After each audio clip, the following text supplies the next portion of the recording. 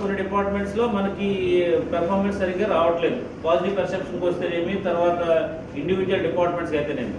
అందుకోసం మనం ఏం చేస్తాము, ఓవరాల్ ఇన్స్ట్రక్షన్స్ ఇస్తాం. ఇచ్చిన తర్వాత పెర్ఫార్మెన్స్ లేని వాళ్ళని ఆటోమేటిక్గా మనము వాళ్ళ మీద డిసిప్లినరీ యాక్షన్ తీసుకుంటాం.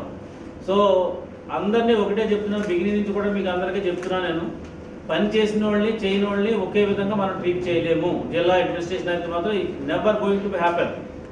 పని చేసిన వాళ్ళని అప్రిషియేట్ చేస్తాం, పని చేయని వాళ్ళకి హెల్ప్ చేస్తాము. ఇంకా అప్పటికి కూడా ఇంప్రూవ్ కాకపోతే కనుక దెన్ మేము సఫిషియెంట్గా వాళ్ళందరినీ కూడా రీప్లేస్ చేస్తాం. లేదంటే కనుక ఏమవుతుందంటే కనుక చేసిన వాడికి బాగానే ఉంటున్నాడు, చేయని వాళ్ళు కూడా ఇంకా బాగా ఉంటే ఎట్లా ఉంటుంది?